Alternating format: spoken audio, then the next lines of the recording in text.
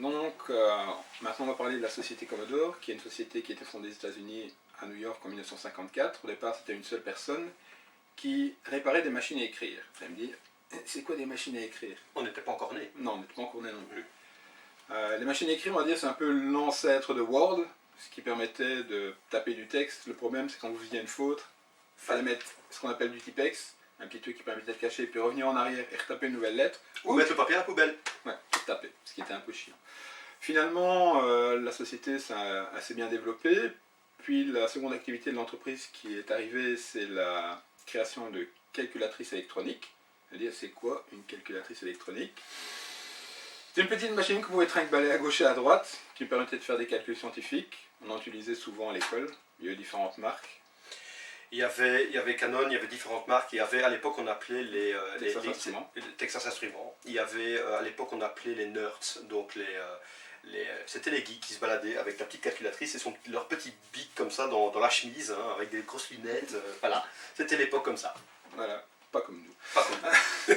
Et finalement, de fil en aiguille, la société a commencé à se développer et dans les années 70-80, ils ont commencé à développer des micro-ordinateurs. C'était surtout pour les écoles, dans le départ. Donc en fait, ils vendaient des combos où tu avais le clavier et le moniteur intégrés. Et finalement, après, ils ont dit que ça marchait très bien. Ils ont dit, pourquoi pas en vendre? Ah, dans le commerce, pour les familles. Pour les familles. Et la grande astuce de Commodore, c'était que, au lieu de faire comme les autres et de vendre leurs ordinateurs dans des magasins spécialisés, rien que qui étaient électroniques, ils ont été assez intelligents pour vendre leur ordinateur dans toutes sortes de boutiques. Donc ça a touché plus de monde et ils ont eu directement un plus gros succès. Tu connais bien ton sujet, toi, quand même. Hein? Ouais. Ah, j'étais à l'école. La même école que toi en plus. Oui, c'est vrai, moi. Et je suis plus vieux. Et que Nicolas qui est derrière la caméra, qui fait longtemps. Effectivement, le Commodore, j'ai été l'acheter au Cova. Voilà. C'est pour ma communion, j'avais 12 ans. Oula, d'accord. Ça remonte. Bien. Finalement, c'est à peu près l'âge que moi j'ai eu mon premier Commodore, 16 ans. Il faut savoir qu'avant le Commodore 64, Commodore a développé pour le grand public le VIC-20. Malheureusement, Wombin ne l'a pas retrouvé dans son fourbi.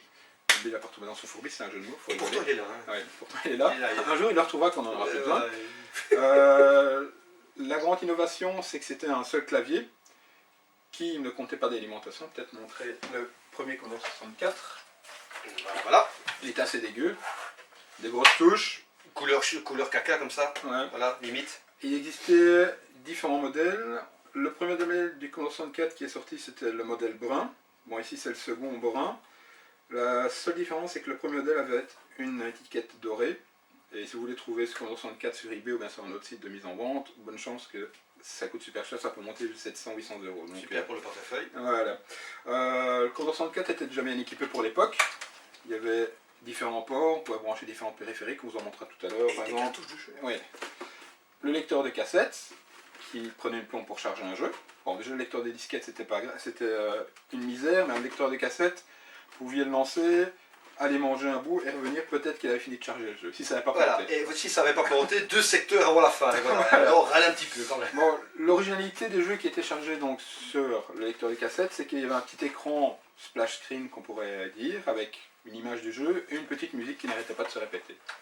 Bon, le Commodore 64 possédait aussi un petit voyant en couleur pour dire « je suis allumé ». Par contre, je vais me permettre de donner une petite anecdote par rapport au lecteur de cassette. Ouais. Il faut savoir que dans les années 80, je suis un petit peu plus vieux que toi, dans les années 80, il y avait une chaîne radio pirate, un petit peu.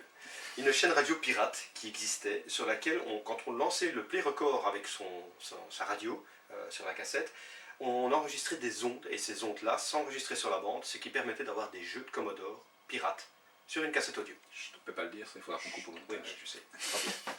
Bon. La grande originalité aussi du Commodore 64 pour l'époque, excuse-moi Philippe, pardon, c'est qu'il y avait un bouton on-off, voilà. Ça ne s'allume pas directement, et il y avait 2 ports joystick de forme trapézoïdale, qui était le standard à l'époque. Ça fonctionnait bien aussi sur les consoles Sega Master System, Mega Drive, sauf que si vous branchez un joystick avec 2 boutons, s'il en faut 3, ça en a fait moins. Il en a fait moins beaucoup. Mais je veux dire, c'était un standard pour l'époque. Au niveau des versions Commodore 64, donc on avait donc cette version-ci qui est en fait la deuxième version parce qu'il y a les petites bandes de couleurs un peu Gay Pride dessus. Donc la première c'était une couleur très dorée. Ça me fait penser à Nicolas. Ouais. Un petit Nicolas, peu derrière. oui, Nicolas. Nicolas. Pardon. Ouais, bon. Il y a une troisième version donc, qui est toujours avec l'arc-en-ciel, mais les touches de fonction, comme sur PC, donc il y avait déjà des touches de fonction à l'époque, étaient de couleurs différentes, elles étaient plus claires, parce que Commodore à un certain moment était victime de son succès, et ils ont dû piocher dans leur stock, si on peut dire. Et tout ce qui restait dans leur stock, c'était des touches du VIC-20.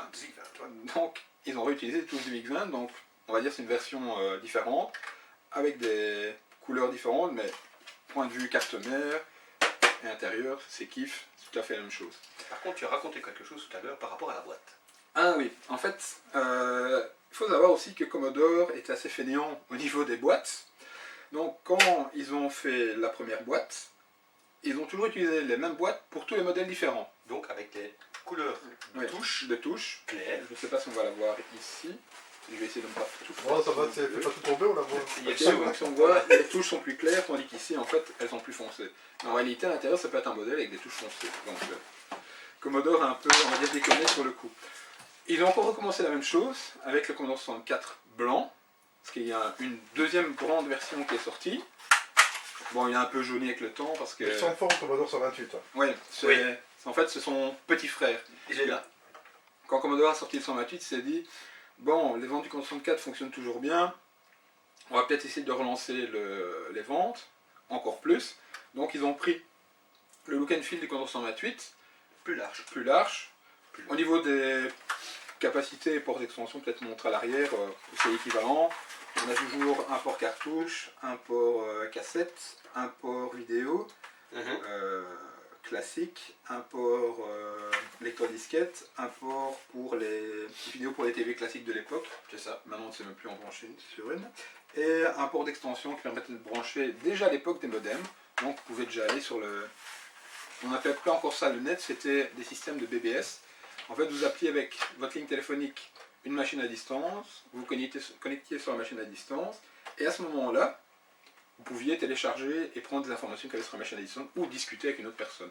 C'est un peu comme une sorte de Minitel, mais c'était simplement en Belgique. Même à moi, tu m'en apprends. C'est bien. Ouais, bah, on Je est là savais pour pas non ça. plus. Donc cette version blanche, Commodore a encore, on va dire, un peu déconné.